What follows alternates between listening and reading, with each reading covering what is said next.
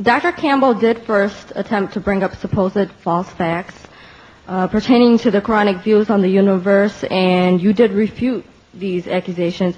However, it was not addressed what the Bible says about the shape of the earth and its other aspects. This is the question that I did not address regarding what the Bible says about the shape of the earth due to lack of time. I can point out another 100 points, lack of time. Anyhow, sister wants to know what does the Bible speak about the shape of the earth. It's mentioned in the Bible, in the Gospel of Matthew, chapter number 4, verse number 8. It says, the same reference which Dr. William Campbell used about tempting. The devil took him, that Jesus Christ, peace be upon him, to an exceedingly high mountain and showed him all the kingdoms of the earth and its glory. Gospel of Luke, chapter number 4, verse number 5. The devil took him to a high mountain and showed him the glory of all the kingdoms of the world.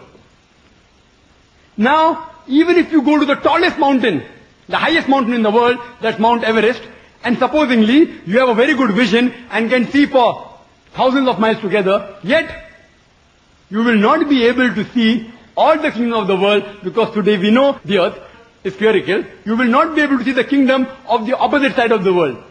The only way we will to see if the earth was flat. That's the description what the Bible gives. The earth is flat. Furthermore, the same description is repeated in the book of Daniel, chapter number 4, verse number 10 and 11. It says in the dream that the tree grew up into the heaven. And there when the tree grew up into the heaven, it grew up so much that everyone from all the ends of the earth, they could see the tree. This is only possible if the shape of the earth was flat. If a tree is very long and the shape of the earth was flat, it's possible. Today, it's a universal fact that the world is spherical. You will never be able to see the tree, however much long it is, from the opposite side of the spherical shape of the earth. Furthermore, if you read, it's mentioned in the First Chronicles, chapter number 16, verse number 30, that the earth does not move. The same is repeated in the book of Psalms, chapter number 93, verse number 1, that Almighty God, He has stabilized the earth. That means the earth does not move.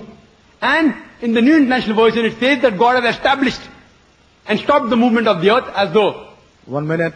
Earth is 1 minute left or 1 minute? 1 minute left.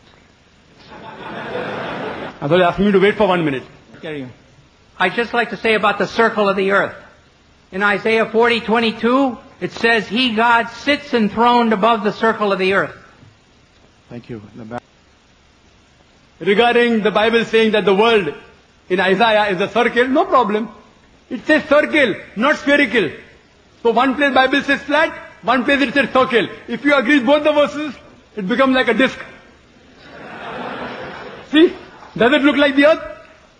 It is circle and it is flat. This is not the earth.